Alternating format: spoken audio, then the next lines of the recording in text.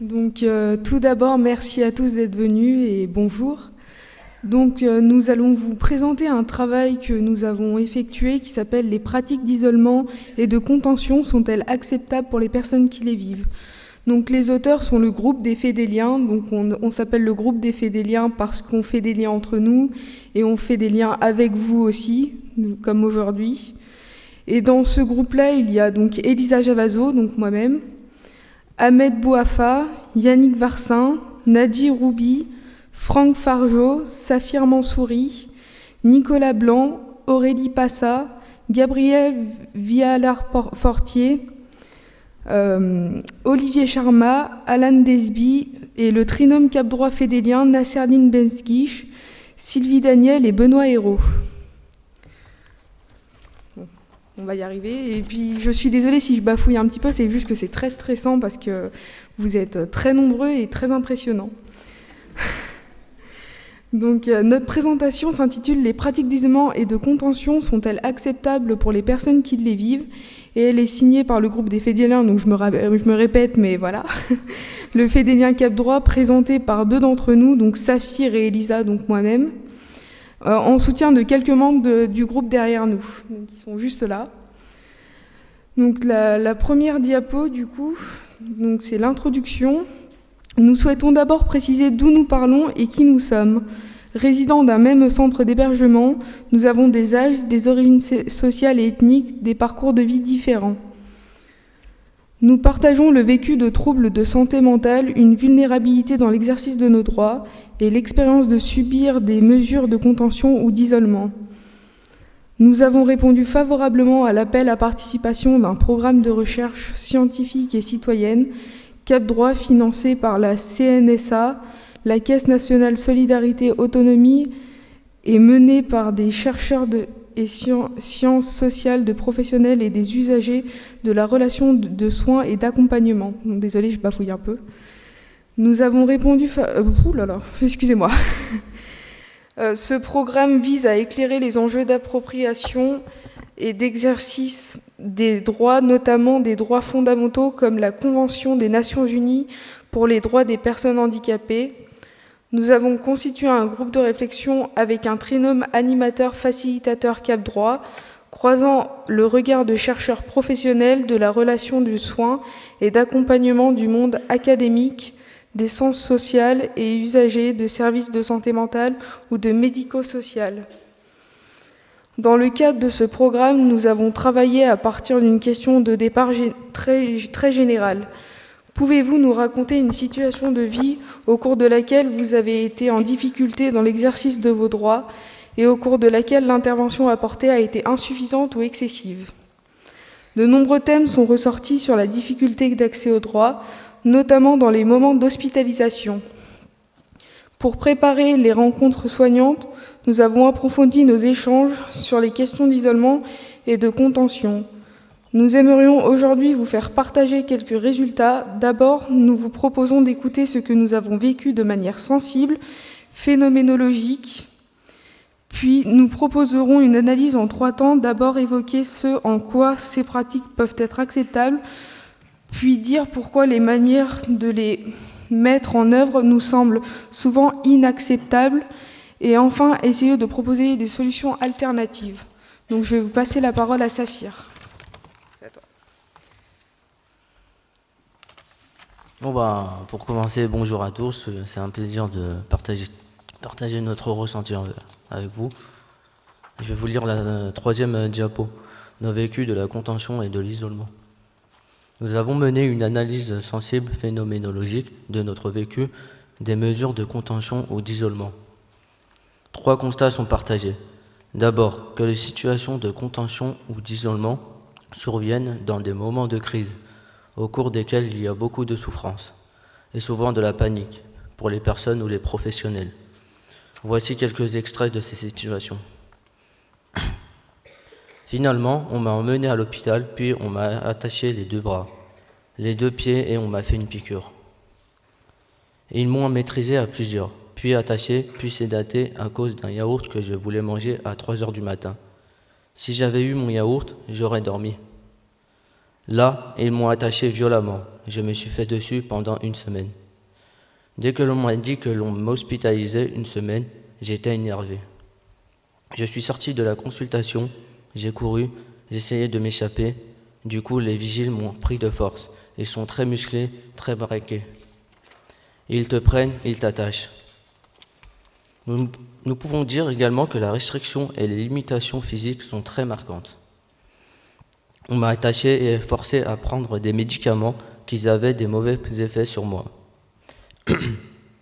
J'étais attaché, on me pinçait le nez pour que j'ouvre la bouche pour me donner les médicaments. À travers les situations sur lesquelles on a réfléchi, on peut dire également que la restriction physique est très marquante, parfois traumatisante. J'ai cru que j'allais mourir. Je souffrais le martyre parce que j'étais attaché, je voulais bouger, je voulais aller aux toilettes. À la sortie, on est des légumes, des zombies.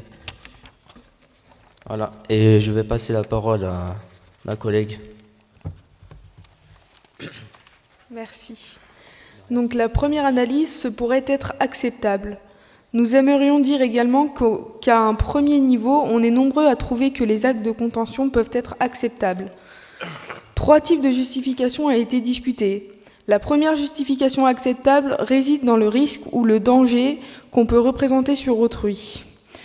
Parfois, ce danger est évident. J'ai failli agresser, tuer ma voisine de chambre. Parfois, le danger est plus incertain. Est-ce qu'il est dangereux, pas dangereux ? Se demandent les professionnels, parfois inquiets par des mouvements spontanés liés aux médicaments, comme ceux de la dyskinésie. Parfois, le danger, une seconde justification est la prévention de tentatives de suicide. La troisième justification est la plus discutable. Elle relève d'une réponse à une provocation. Je l'ai un peu cherché, je les ai insultés. On n'est pas sûr que cette justification soit légitime, mais certains l'ont exprimé ressenti. Je repasse la parole à Saphir. C'est moi. Diapo numéro 5. Mais la manière pose problème. Pour autant, on est tous d'accord pour constater qu'il y a beaucoup de choses qui nous heurtent dans les manières de faire des soignants. D'abord, le manque d'écoute. L'un d'entre nous, ceux justement qui sont en face de nous, qui doivent nous aider, ont des réponses un peu trop protocolisées. Bon, ils ont leur système, c'est leur travail. Mais je veux dire, c'est vrai que parfois, c'est vraiment bien d'écouter ce que l'autre personne a à dire en face, quoi. Pas tout le temps lui donner médicaments, systématiquement, voilà. Un autre dit, j'étais sous crise. J'avais quand même réussi à glisser aux infirmiers que je suis allergique à certains médicaments. Ils n'ont pas écouté. Encore une autre. Pour la tâche, je leur ai dit que ce n'était pas la peine, ils m'ont attaché quand même. Plusieurs d'entre nous ont ressenti également des atteintes à leur dignité. Dans les conditions de la chambre d'isolement, il m'était insupportable de faire pipi dans un pot avec une main attachée et le regard du soignant sur moi, alors je me suis fait dessus. Parfois, on a l'impression que c'est fait avec routine, ce qui est insupportable pour nous. Au regard de la violence qu'on ressent, on constate aussi que le passage en chambre d'isolement fait changer le regard sur nous. À partir du moment où on passe en chambre d'isolement, on n'est plus les mêmes personnes. On n'est plus qu'un protocole. On est passé d'un statut à un autre. Nous avons l'impression que le passage en chambre d'isolement crée une sorte de stigmate, comme parlent les sociologues, ou une double peine. Enfin, parfois, on a l'impression que la mise en isolement ou la contention est une punition et ça nous gêne.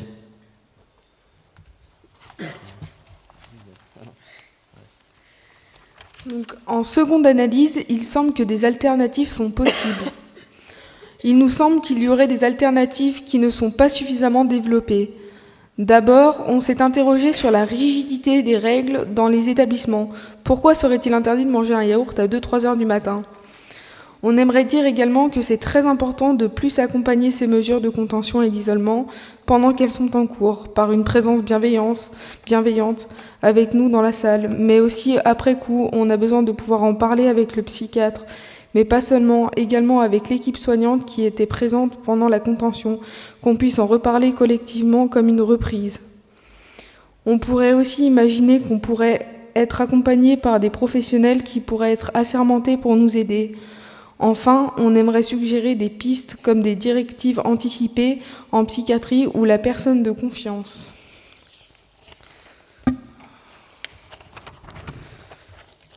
Pour conclure, on aimerait rappeler d'abord combien les troubles qu'on vit de la maladie est une souffrance qui est parfois d'autant plus difficile à vivre qu'elle est invisible.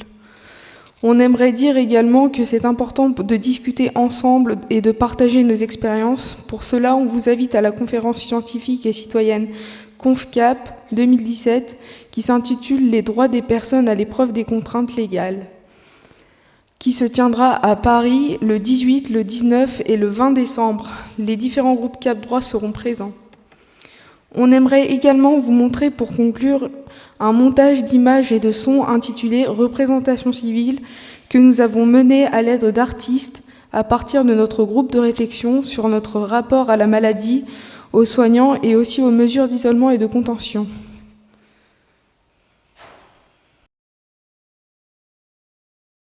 Nous sommes en 2017 et le nombre de personnes qui sont hospitalisées en milieu psychiatrique augmente d'année en année.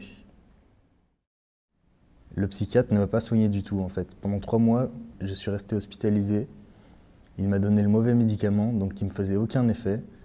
Donc c'est un manque un peu à mes droits, le droit à la sécurité et puis le droit de me faire soigner. Et quand on va dans une clinique, on a besoin de se sentir en sécurité parce qu'on n'est pas bien.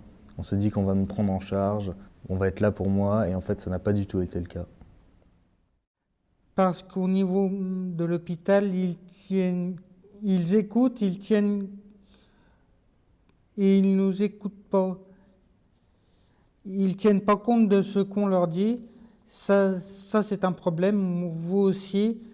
Ils se permettent des choses que je ne tolère pas. Ils me pourrissent l'existence. Je ne considère pas ça normal. Donc dans un premier temps, c'est mon idée, c'est de me débarrasser d'eux, de ces infirmiers, de cette surveillance. Ils m'ont piqué avec du tertian.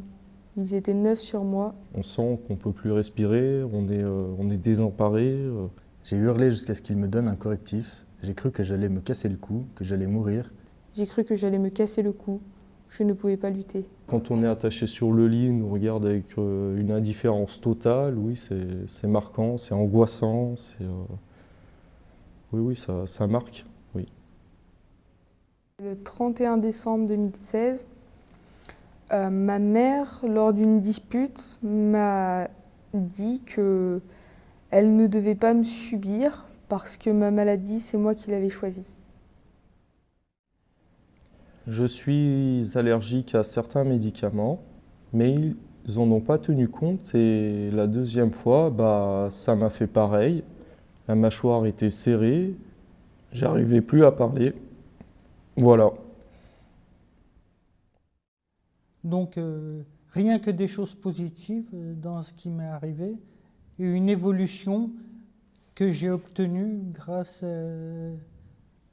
à mes démarches et à mon non-renoncement.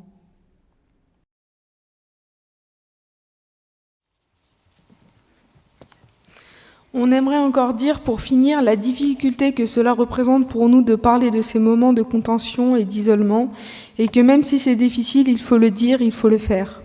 Merci à tous de votre écoute.